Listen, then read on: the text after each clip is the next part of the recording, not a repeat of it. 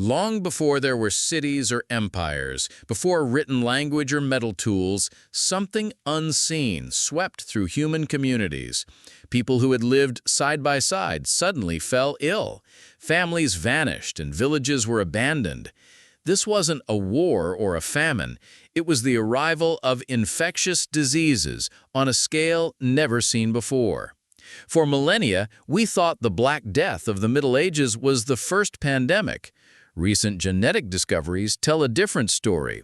A massive study of ancient bones and teeth has uncovered the DNA of 214 different pathogens. These microscopic invaders were with us thousands of years earlier than previously believed, and they likely sparked the first major pandemic our species ever faced. What were these pathogens? Where did they come from? And how did they shape the course of human history? To find out, we need to journey back to the dawn of agriculture, when humanity's biggest gamble led to its first brush with extinction. Digging up disease, the DNA study. In July 2025, researchers from the University of Copenhagen and collaborators released the largest study ever conducted on ancient human pathogens. Led by Eske Willerslev and Martin Sikora, the team screened genetic material from over 1,300 prehistoric individuals across Eurasia, some dating back 37,000 years.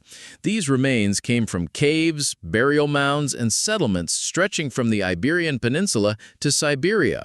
Using sophisticated sequencing techniques, the scientists recovered fragments of DNA from bacteria, viruses, and parasites preserved inside bones and teeth. The results were astonishing. They found genetic traces of 214 different pathogens, ranging from respiratory viruses and gastrointestinal parasites to bacteria that cause plague. It wasn't just a random assortment. Many of these pathogens were zoonotic, meaning they jumped from animals to humans. The researchers pinpointed the earliest evidence of such animal-to-human transmissions to around 6,500 years ago. By 5,000 years ago, zoonotic diseases had become widespread. These findings upend the idea that large-scale infectious disease emerged only in complex societies. Instead, they suggest that the seeds of the first pandemic were sown at the dawn of agriculture. We've long suspected that the transition to farming and animal husbandry opened the door to a new era of disease. Now DNA shows us that it happened at least 6,500 years ago, explained Professor Eske Willerslev. The study connects the arrival of domesticated animals and sedentary living with a burst of new pathogens. But this raises questions. Why did farming unleash so many diseases? And how did these microscopic hitchhikers spread so far so fast? The answers lie in a radical change in human lifestyle. To understand the explosion of pathogens, we must look at how our ancestors fundamentally altered their relationship with animals and the land. From nomads to farmers. Breeding grounds for plague. In hundreds of thousands of years, Homo sapiens lived as hunter-gatherers in small, mobile bands.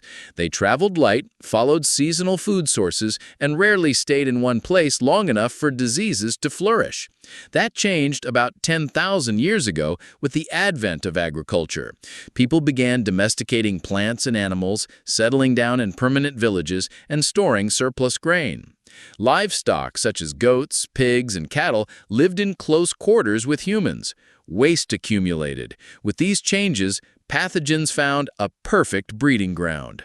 The genetic study shows that human cohabitation with domesticated animals was a decisive factor in the spread of diseases. Animals carried parasites, viruses, and bacteria that they had evolved with. Many of these microbes could leap to humans.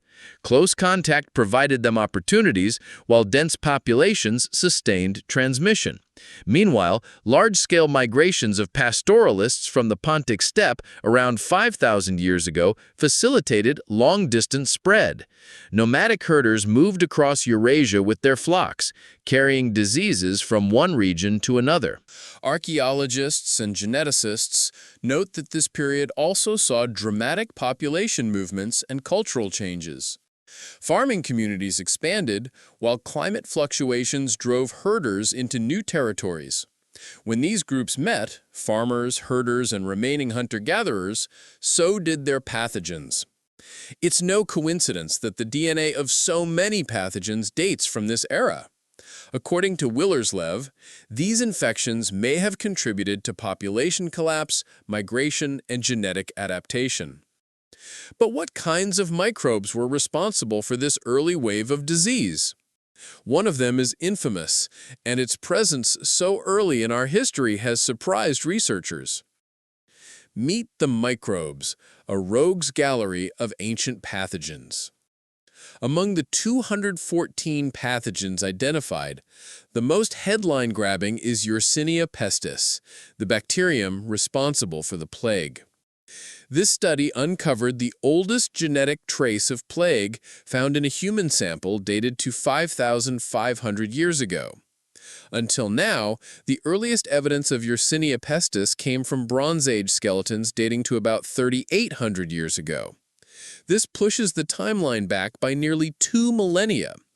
Later strains of this bacterium caused the Black Death, which killed up to half of Europe's population in the 14th century. The ancient strain appears to lack some of the genes that made later plagues so virulent, but its discovery hints that plague may have been simmering in human populations for thousands of years. Other pathogens identified include bacteria that cause tuberculosis and leprosy, viruses similar to hepatitis and adenoviruses, and parasites such as tapeworms. The exact list remains undisclosed because many pathogens are known only from genomic fragments. However, the sheer number illustrates the diversity of infectious agents to which early humans were exposed. Some likely caused mild chronic infections, others may have been lethal. The study suggests that multiple pathogens emerged or spread during the same era, potentially creating a perfect storm of illness. It's important to note that not all microbes were equally deadly. Some pathogens may have been persistent but benign, while others triggered acute outbreaks.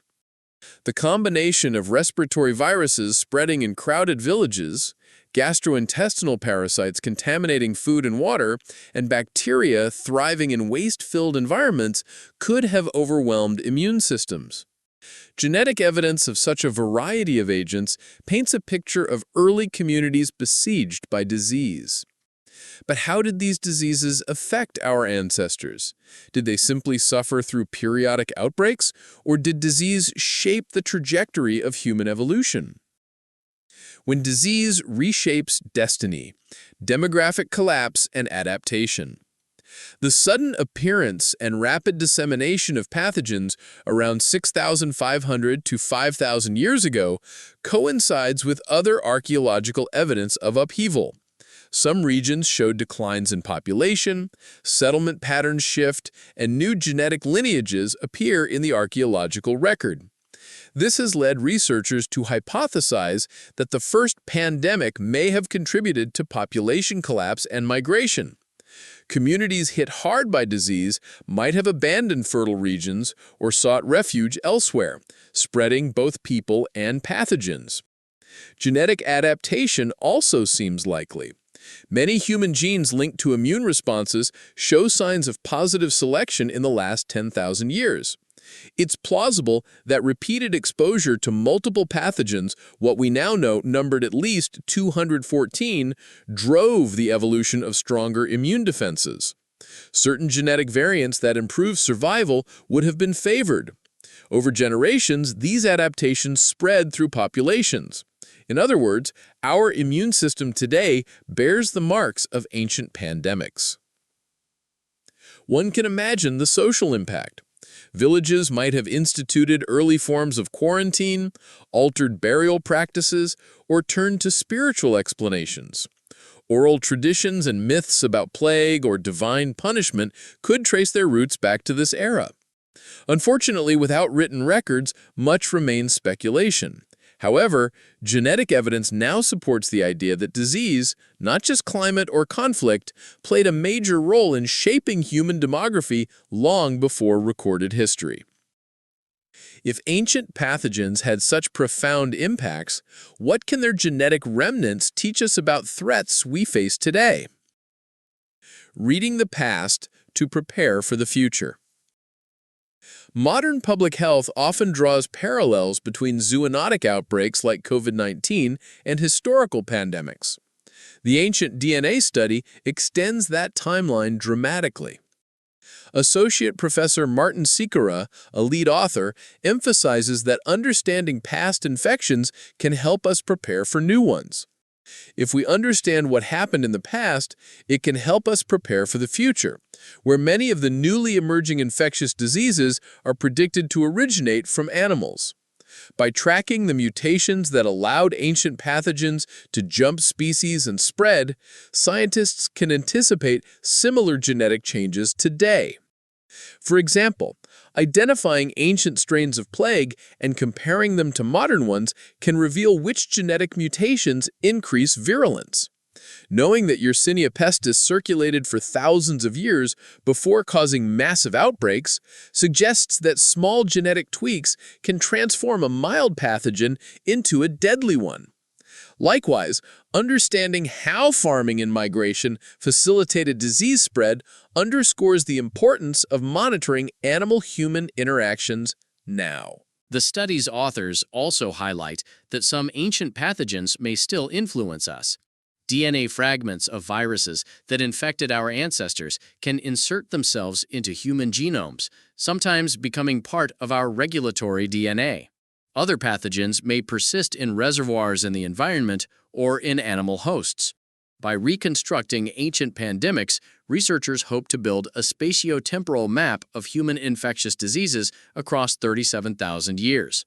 Such a map can show patterns, periods of relative calm punctuated by bursts of disease, and help us anticipate future cycles. But what does this mean for modern vaccines and public health strategies? The findings could guide vaccine development by highlighting which pathogens have historically mutated to bypass immune defenses. Eske Willerslev notes that mutations that were successful in the past are likely to reappear. Testing current vaccines against ancient variants can show whether they provide sufficient coverage or need updating. This approach mirrors how influenza vaccines are updated annually based on circulating strains. Understanding deeper evolutionary histories could broaden this strategy to other diseases. The long shadow of the first pandemic. Considering the scale of the pathogens uncovered, calling this era the first pandemic isn't hyperbole. While each pathogen may not have caused a simultaneous global outbreak like COVID-19, collectively, they represent a massive shift in human disease burden. Over a few thousand years, a diverse set of microbes entered human populations, spread across continents, and left genetic scars. Many communities likely experienced repeated waves of disease. The cumulative impact may have been as devastating as any single pandemic. The discovery also reframes our view of early farmers. They were innovators, domesticating plants, building villages, creating pottery, but they also unwittingly opened Pandora's box. Their choice to live with animals allowed pathogens to flourish and cross species barriers. Yet without that choice, civilization as we know it would not exist. The first pandemic can thus be seen as the price of progress. Furthermore, the story underscores how intimately intertwined human and animal health have always been. Even today, more than 60% of emerging infectious diseases are zoonotic. Habitat encroachment, wildlife trade, and intensive farming continue to create opportunities for pathogens to jump species. The first pandemic reminds us that these dynamics are not new. They have been shaping our history for at least 6,500 years. Recognizing this continuity can inspire holistic approaches to public health that integrate ecology, agriculture, and medicine. Conclusion. What began as a series of ancient graves and bone fragments has reviewed a dramatic chapter in human history. By sequencing DNA from prehistoric humans across Eurasia, scientists uncovered 214 different pathogens. These microbes flourished when our ancestors transitioned to farming, living alongside domesticated animals and forming dense communities. The resulting wave of infections, ranging from parasites and respiratory viruses to the oldest known strain of plague, likely contributed to population decline, migration, and genetic adaptation. In other words, they triggered humanity's first pandemic. This discovery doesn't just rewrite our understanding of the past, it offers lessons to today. By tracing how pathogens emerged and spread thousands of years ago, we gain insight into the conditions that foster zoonotic diseases. Recognizing that ancient pandemics were driven by human-animal contact and movement can inform how we manage similar risks now. And by comparing ancient and modern pathogens, we can anticipate mutations and improve vaccines. The first pandemic happened long before recorded history, yet its echoes resonate in our genomes, our immune systems, and the diseases that still challenge us. It reminds us that progress often comes with hidden costs, and that our relationship with the microbial world is as old as humanity itself.